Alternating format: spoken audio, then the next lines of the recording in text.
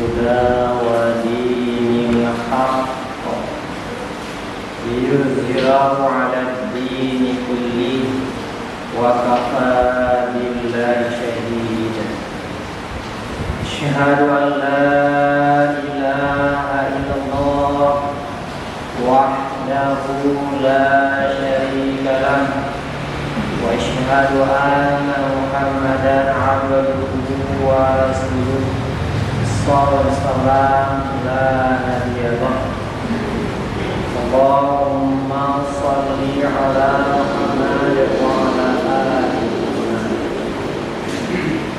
وقال الله تعالى في القرآن الكريم أعوذ بالله من الشيطان الرجيم يا أيها الذين آمنوا اتقوا الله حق تقاته ولا تموتن إلا وأنتم مسلمون. Marilah kita selalu mohon ampun kepada Allah dan menyesali dosa-dosa yang kita lakukan dan selalu berserah diri kepadanya, meningkatkan keimanan dan ketakwaan, menjauhi segala maksiat dan munkarat, mensyukuri atas segala karunia-Nya, memperbanyak sebanyak mungkin salawat kepada Nabi Muhammad sallallahu alaihi wasallam. Kaum muslimin sedang jamaah Jumat rahimani wa rahimakumullah. Tiada intinya kita mensyukuri atas segala nikmat Allah yang tidak terhitung jumlahnya dengan mengucapkan alhamdulillah segala puji milik Allah. Kemudian selalu memperbanyak istighfar, tasbih, tahlil dan kalimat thayyibah yang lainnya. Istimewa pada hari Jumat ini memperbanyak sholawat. Man shalla alayya sallallahu alaihi asyara. Siapa yang bersalawat padaku sekali, Allah membalas 10 kali. Cukup banyak peluang pahala buat kita. Membacanya mungkin dalam 1 menit bisa 100 kali. Allahumma sholli ala Muhammad. Kita mendapat rahmat Allah 1000. Bukankah kita masuk surga karena rahmat Allah?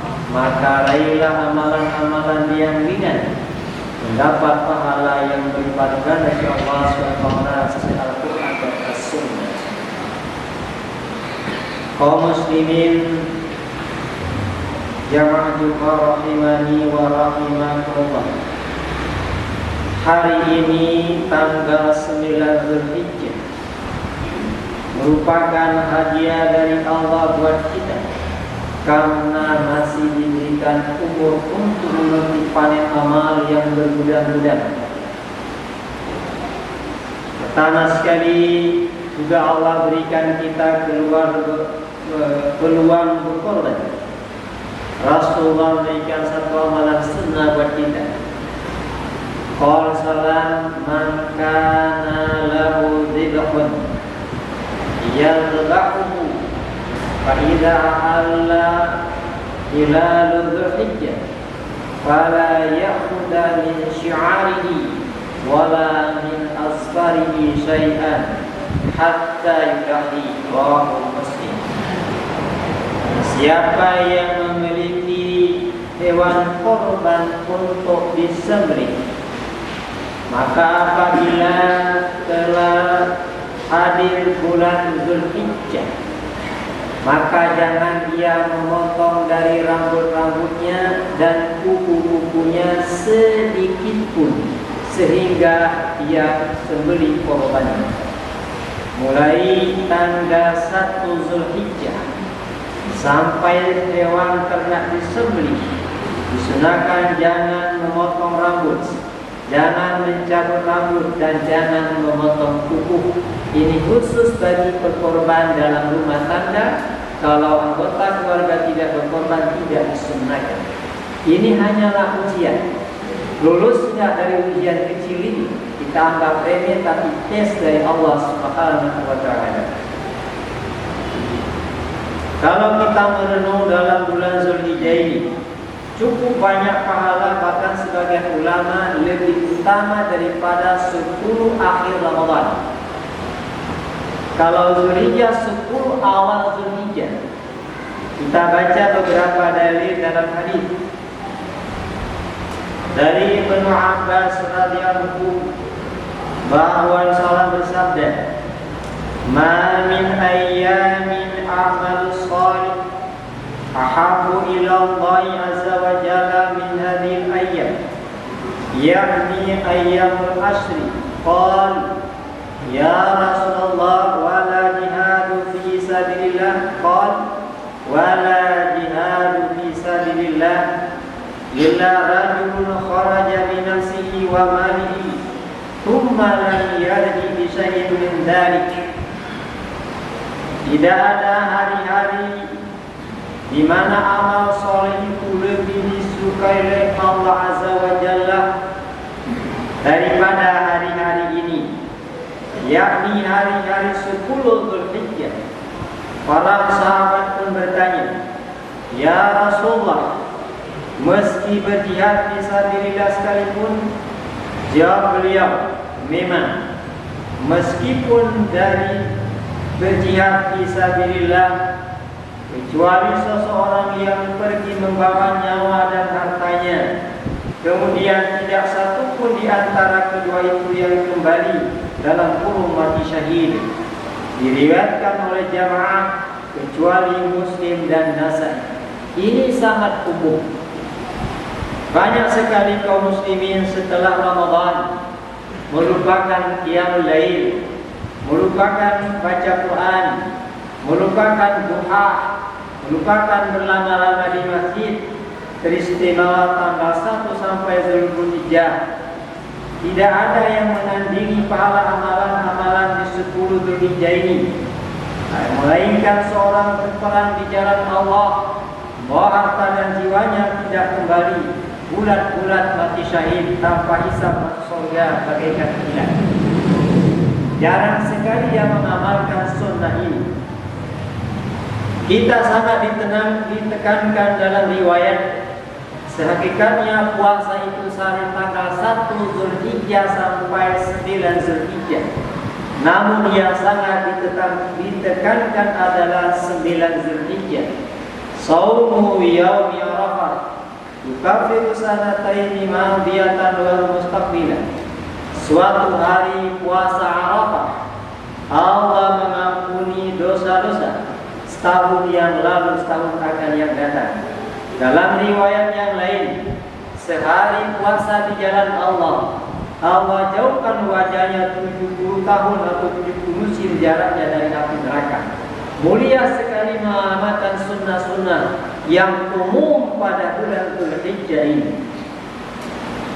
Dan menurut Ahmad dan Tabrani dan Ibnu Umar katanya, qala Rasulullah, "Ma min ayyamin a'dhamu indallahi subhanahu wa la ahabbu ila al-'amalu fihinna min hadhihi al-ayyamil 'ashr. Fa'athiru fihinna min at-tahlil wa takbir wa tahmid." Rasulullah bersabda, tidak ada hari-hari yang dianggap lebih agung oleh Allah Subhanahu wa taala dan lebih disukainya untuk digunakan sebagai tempat beramal sebagai 10 hari ini. Maka perbanyaklah pada hari-hari itu bertahlil, bertakbir dan bertahmid. Dan mengenai firman Allah Ta'ala yang artinya supaya orang-orang berzikir Allah pada hari-hari tertentu. Masya Allah. Maka dalam 10 Zulhijjah ini, mungkin terakhir hari dan besok, perbanyak sebanyak mungkin mengingat Allah. Berapa banyak kita lalai memakai sandal, baca bismillah, helm bismillah, kacamata bismillah, menyalakan semua di rumah, api, lampu, sanio, AC, baca bismillah. Bukankah semua itu mengingat Allah? Masuk rumah bismillah, setan pun tidak bisa masuk. Bahkan berapa banyak kita memakai masker, tanpa baca bismillah. Seolah-olah masker kuat dengan COVID. Tidak akan mampan kalau tidak baca bismillah. Maka seringlah baca bismillah. Beda sekali memakai sandal. Baca bismillah dengan tanpa baca bismillah. Begitu juga memakai pakaian, menyisir semua baca bismillah. Maka amalan hari ini dan 10 besok lebih mulia jika fisabilillah. Kemudian diriwayatkan dari Abu Hurairah bahwa Rasulullah bersabda, "Ma min ayyamin ahabbu ila Allah ay yata'abbada lahu fiha min asri dzil hijjah ya'ulu siyamu kulli yawmin minha bi siyamin sanah wa qiyamu kulli lailah minha bi qiyamil lailatul qadar." Allahu akbar. Tidak ada hari-hari yang lebih disukai Allah untuk digunakan puasa beribadat sebagai halnya hari-hari 10 Dzulhijjah. Berpuasa dalam seharinya itu sebanding dengan puasa setahun, dan salat pada malam harinya sama nilainya dengan salat pada malam Lailatul Qadar. Riwayat Tirmidzi, Ibnu Majah dan Hakim. Ini di kitab fikih sunnah. Maka makin yakin kita sebagai ulama mengatakan 10 awal bulan Dzulhijjah lebih mulia daripada malam Lailatul Qadar. Allahu akbar. Maka raihlah amalan-amalan. Sebentar malam tahajud, takbir dan sebagainya. Jangan berlama-lama di warung dan di kafe. Raih kemenangan ini demi kemenangan. Kemudian yang paling indah adalah bagaimana kita berusaha masuk surga tanpa hisab. Secara umum, amalkan amalan wajib dan sunnah sesempurna mungkin, dan jauh yang haram dan yang makruh. Potensi besar masuk surga tanpa hisab, tanpa adab. Karena banyak sekali kaum muslimin tanpa menyadari dalam hari-harinya dia memperolok-olok Allah.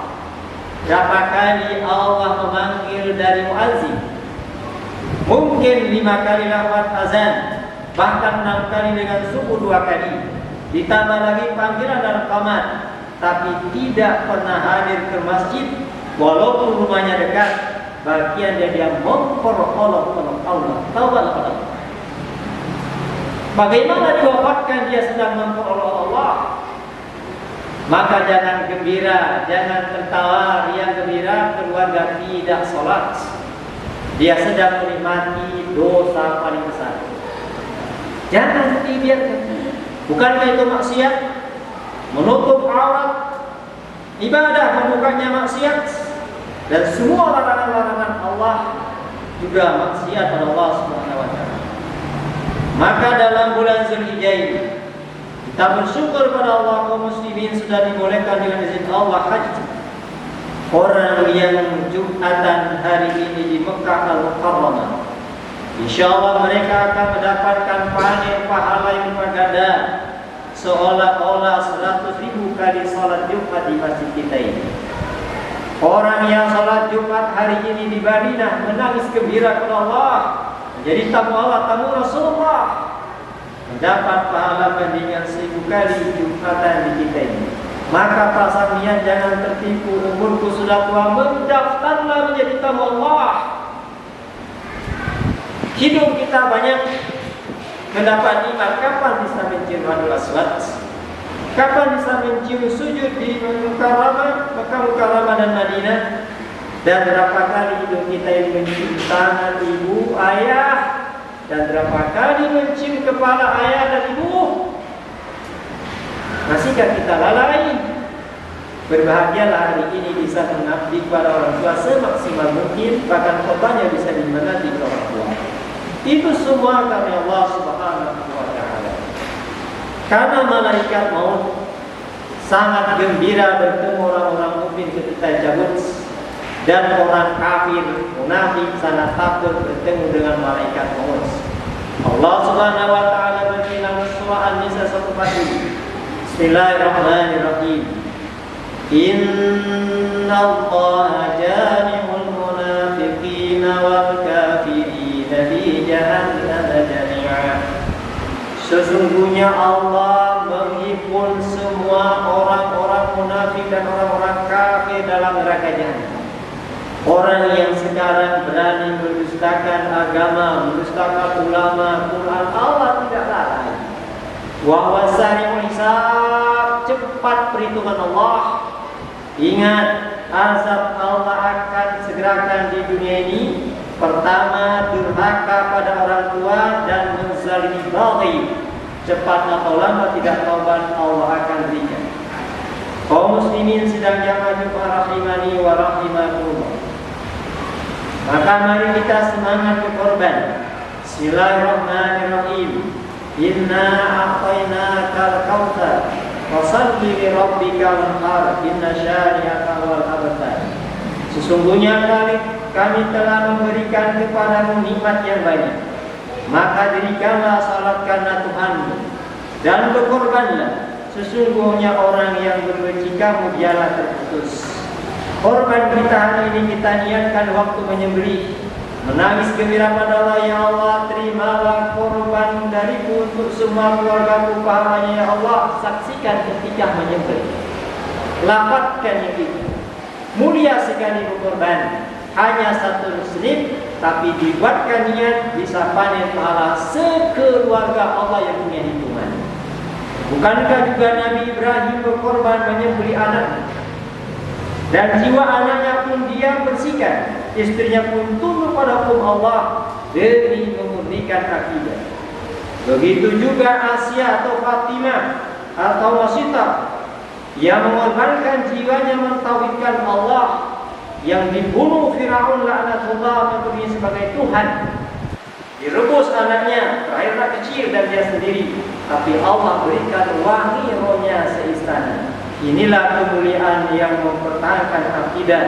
Sudah dibikin wangi di dunia dan Allah datangkan kain kafan dari surga. Itulah dalil yang bukan kemenangan buat kita. Kemudian mari kita perhatikan hewan yang dikorbankan, karena salah-salah hewan ini ditolak Allah pahalanya. Syarat pertama, hewan yang boleh dikorbankan adalah binatang ternak dari jenis unta, sapi atau kerbau, domba atau kambing. Selain jenis hewan yang disebutkan ini tidak sah dikorbankan. Syarat-syarat hewan kurban. Pertama, kriteria kepemilikan, yaitu hewan tersebut milik secara sah atau halal, bukan hasil dari riba, bukan hasil dari tigot, bukan hasil dari mencuri, tapi murni kehalalan thayyibah milik sendiri. Kemudian kriteria umur. Unta boleh berkorban jika sudah berumur 5 tahun lebih. Kurang dari 5 tahun tidak diterima walaupun gemuk. Sapi atau kerbau bila sudah berusia 2 tahun lebih, kurang dari itu tidak sah. Kemudian domba atau kambing yang afdal umur 2 tahun lebih, kecuali jika sulit memperolehnya, maka boleh berumur 1 tahun lebih. 1 tahun kurang tidak diterima Allah Subhanahu wa ta'ala. Waktu penyembelihan kurban. Waktu menyembelih adalah sesudah salat Id hingga sebelum terbenam matahari pada hari ketiga. Sebelum Id tidak diterima Allah sebagai sedekah biasa. Ada tata cara menyembelih. Hendaknya yang menyembelih adalah pemilik korban sendiri jika dia mampu. Jika tidak, maka bisa diwakilkan kepada orang lain, dan pemilik korban disyariatkan untuk menyaksikan. Kemudian gunakan pisau setajam mungkin, semakin tajam semakin baik. Ini berdasarkan hadis dari Syaddad bin Aus dan Rasulullah telah bersabda, sesungguhnya Allah mewajibkan berbuat ihsan dalam segala hal. Jika kalian membunuh maka bunuhlah dengan ihsan. Jika kalian menyembelih, sembelihlah dengan ihsan. Hendaknya kalian mempertajam pisaunya dan meringankan sembelihannya. Hadis riwayat Muslim secepat mungkin. Yang ketiga, tidak mengasah pisau di hadapan hewan yang akan disembelih, karena ini akan menyebabkan dia ketakutan sebelum disembelih. Berdasarkan dari semua radhiyallahu, bahkan pengaruh juga pada dagingnya. Yang keempat, menghadap hewan ke arah kiblat. Ini juga dianjurkan yang menyembelih menghadap kiblat. Yang kelima, membaringkan hewan di atas lambung sebelah kiri. Kemudian membaca bismillah wajib, Allahu Akbar sunnah. Kemudian pada saat menyembelih dianjurkan menyebut nama pembeli hewan kurban. Bismillahi Allahu Akbar, Allahumma taqabbal min, sebutkan nama kurban. Kaum muslimin sidang jamaah Jumat rahimani wa rahimakumullah. Kemudian sebagai akhir khutbah kita pun menjadi catatan ketentuan pembagian daging kurban. Bagi pemilik hewan kurban dibolehkan memakankan daging kurbannya sebagai berikut. 1. Disedekahkan kepada orang yang membutuhkan, diutamakan kaum fakir dan miskin. Yang kedua, dihadiahkan kepada orang kaya atau karib kerabat. Masya Allah indahnya kurban. Sekaya apapun dia bisa menikmati hewan kurban ini, menunjukkan kekerabatan. Yang ketiga, sebagiannya dimakan sendiri oleh sahibul kurban dan keluarganya pada hari berkurban. Bahkan sebagian ulama menyatakan sahibul kurban wajib makan sebagian hewan kurbannya. Sahibul kurban boleh menyimpan sebagian kurbannya tadi untuk bahan makan yang lain. Namun penyimpanannya dibolehkan jika kita musim bertaklid. Akan tetapi sahibul kurban boleh mengambil yang paling banyak sepertiga dari sepertujuh. Kemudian hati-hati, upah potong tidak pernah Allah halalkan. Upah-upahan dari fisik korban, kalau diambil paksa itu namanya maling, perampok.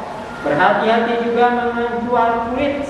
Silakan jual kulit, tapi kembalikan kepada fakir miskin atas izinnya. Tidak boleh kepada panitia, tidak boleh pada pembangunan masjid bangunan lainnya. Karena salah-salah korban ditoleh Allah Subhanahu wa taala. Fakta biru ya absar la'allakum